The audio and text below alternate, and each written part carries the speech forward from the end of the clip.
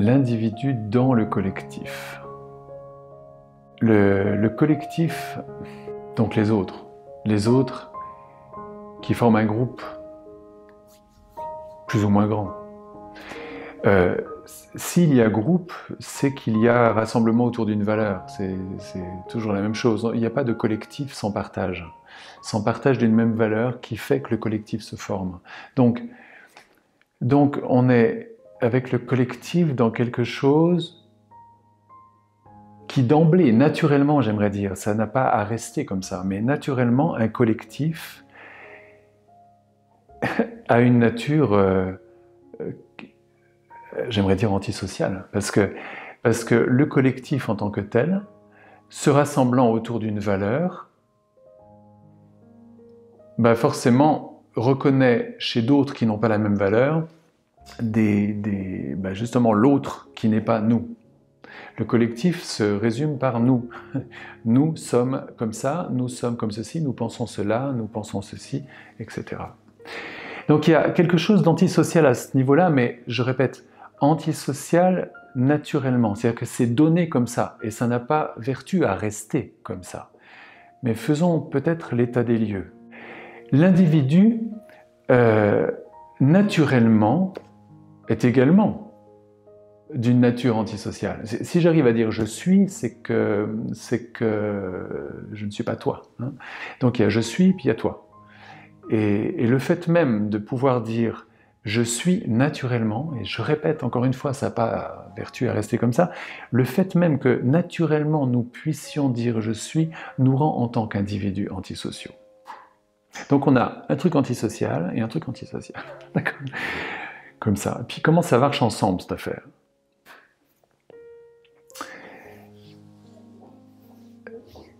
C'est intéressant, moi je trouve ça passionnant comme question, parce que le collectif ou l'individu même, donc ce rapport à l'autre, il y a comme une respiration avec l'autre, avec le collectif. C'est-à-dire qu'il y a ce que je projette seul ou avec les autres, projette de faire, mes projets, mes objectifs, etc. C'est un côté. Et puis, il y a ce que je peux recevoir du monde, seul ou avec les autres. Ces deux aspects seraient considérés finalement, si on veut parler, je trouve, de l'individu dans le collectif. Il y a des collectifs qui s'intéressent à des objectifs et des collectifs qui s'intéressent à accueillir. Par exemple, prenez une industrie, une entreprise, l'entreprise, c'est un collectif de gens qui ont un projet. Puis prenez une congrégation religieuse, c'est un collectif qui accueille, qui fait un travail pour, à leur façon, se lier. C'est un exemple, hein, on peut voir ça plus large que ça. Toujours est-il que, si on prend le premier aspect là, le collectif projet, donc l'individu dans un collectif projet,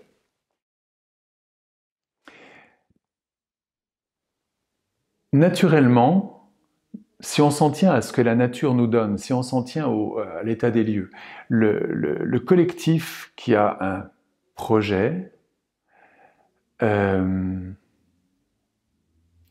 déterminé donc par ce qui est donné, voilà, il y a des gens qui se sont trouvés là un jour, qui ont créé ça un jour, qui pour des raisons déterminées ont prévu d'avoir tel projet. Donc quand on regarde ça comme ça, quand on regarde le développement du collectif projet, c'est-à-dire depuis le passé, il y a une cause qui a entraîné des conséquences, il y a un gars qui s'est trouvé là, qu'on a trouvé d'autres, et puis ça a formé une entreprise. Quand on regarde ça comme ça, eh bien, on va comprendre le projet de la même façon, comme la projection d'une intention, c'est-à-dire un but, dans lequel toute l'équipe est prise. Il faut qu'on y arrive. C'est-à-dire qu'on est dans le but, on a continué l'enchaînement des causes à effet, ce qui est naturellement donné, c'est que le but soit atteint, tout simplement. Et puis le plus vite sera le mieux. Donc le collectif projet naturel, c'est un collectif qui se veut efficient pour atteindre un but le plus vite possible, et qui donc en ligne droite se dirige là-bas, se dirige et va rencontrer sur son chemin des gens qui ne portent pas le même projet, ou alors exactement le même mais en concurrence, donc ils vont rencontrer des rivaux, des concurrents, des adversaires, tout un tas de gens qui ne portent pas le même projet. Donc un collectif naturel projet, c'est un truc qui va forcément rencontrer l'altérité comme un empêcheur de tourner en rond, quelque chose qui va empêcher le projet. Et là c'est la guerre, ça s'appelle la guerre ça. Ça s'appelle le conflit, ça s'appelle les coups bas, ça s'appelle tout un tas de choses pour impressionner l'adversaire de façon à enfin atteindre le projet. Quand on est dans un collectif naturel comme ça, on va voir comment il peut devenir autrement, hein, mais pour l'instant, quand on est dans quelque chose comme ça, comme fonctionne en fait malheureusement, j'aimerais dire, l'essentiel des entreprises aujourd'hui, hein, sont des collectifs naturels projets, eh bien, le but là, on l'oublie même parce que pour aller au but en ligne droite, il faut vaincre l'adversaire. Donc le but premier, c'est de taper sur l'adversaire, d'être plus concurrentiel, d'être plus impressionnant, d'être etc., etc. Ça devient une fin en soi que d'être plus fort que l'adversaire. Bon. Maintenant, on pourrait penser l'objectif, on pourrait penser le collectif projet, si je le nomme comme ça, hein, autrement. C'est-à-dire que de ne pas oublier, j'avais dit ça à d'autres moments, de ne pas oublier que l'essentiel de l'endroit où l'on peut agir, du moment où l'on peut agir, c'est maintenant. C'est pas tant ce qui va advenir ou ce qui va plutôt arriver dans je ne sais combien de temps qui est important. C'est pas mon business plan qui est important à cet endroit-là. C'est qu'est-ce que je fais maintenant pour que tout ce que je porte ici soit déjà maintenant, concrètement, fondé. C'est-à-dire que j'ai tout intérêt, si je veux que mon collectif ne reste pas antisocial, d'oublier un instant toutes les projections que je fais sur le but que j'ai. Ça ne veut pas dire oublier le but, ça serait un peu bizarre, parce que gérer une entreprise, ça serait comme un bateau fou, ça, comme un truc. Non, ça veut juste dire qu'on a clairement en tête, ou où on veut, le quoi de la chose. Je sais quoi, je sais ce que je veux, le quoi. Mais le comment je vais le faire, le avec qui je vais le faire, le où je vais le faire, le quand je vais le faire, tout ça, loin. Ce qui permet, à vrai dire, de rester à chaque instant avec le quoi de la chose. À chaque instant, chaque rencontre n'est donc plus un adversaire face à toutes mes projections, mais quelqu'un qui va me permettre de préciser encore mieux le quoi et me permettre à travers ces rencontres de découvrir pas à pas le quand, le comment, le avec qui. Un collectif ouvert à l'avenir, c'est un collectif qui renonce à se faire des idées très claires sur, je le répète, le comment je vais faire, avec qui, quand et où, mais qui, au contraire, met toute son attention sur le quoi. À ce moment-là, l'individu dans le collectif a complètement sa place, parce que c'est le quoi qui va fédérer tout le monde. C'est pas une valeur commune, c'est cette chose dans le monde, cet objectif commun, qui va ouvrir de l'espace social. Par exemple, si on veut construire une maison ensemble, tu es, mettons, plâtrier, et puis moi, je suis maçon.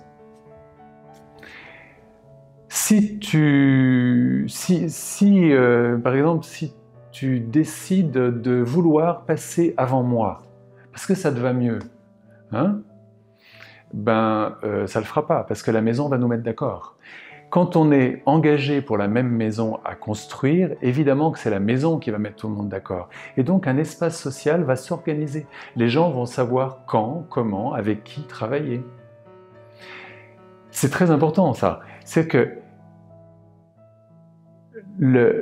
l'engagement que l'on a pour un objectif, l'engagement maintenant que l'on a pour l'objectif et non pas la fuite dans un projet fumeux où on se perd, mais l'engagement de chacun pour l'objectif ouvre de l'espace social.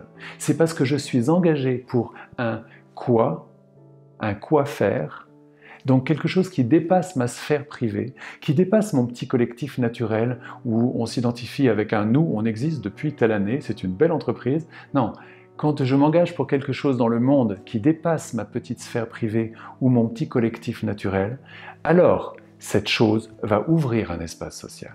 C'est le grand secret, je trouve, enfin c'est comme ça que je le vois, en tout cas, de cet espace social dont on peut avoir l'impression qu'il se restreint toujours plus, mais en fait, il est à l'image de l'engagement personnel de chacun pour quelque chose qui dépasse sa sphère privée. Maintenant, il y a le collectif accueil, l'autre côté. C'est-à-dire, je me rassemble avec d'autres, je suis avec d'autres dans un accueil de plus grand que nous. Je prenais l'exemple d'une congrégation religieuse, mais ça peut être tout, je sais pas moi, tout cercle, par exemple philosophique, qui soigne une pensée plus grande qu'eux. Il n'y a pas le projet de concrétiser quoi que ce soit. On voudrait juste accueillir plus grand. Ça va dans l'autre sens. C'est pas un projet, c'est un accueil. Ça ne demande pas du courage, ça demande de la confiance. C'est autre chose, c'est une autre qualité. Alors là, naturellement parlant, les gens qui se rencontrent ici, s'ils se rencontrent pour accueillir plus grand qu'eux et qu'ils se rencontrent naturellement, c'est donc à travers une valeur qu'ils vont le faire, ça va être à travers une valeur qui leur permet d'accueillir quelque chose. C'est une valeur qui les rassure. Les collectifs de cette nature-là sont des gens qui se rencontrent pour se rassurer parce qu'il y a comme une peur de l'avenir. On pourrait imaginer un collectif ouvert à l'avenir dans la mesure où on s'ouvre à plus grand que la valeur que l'on porte.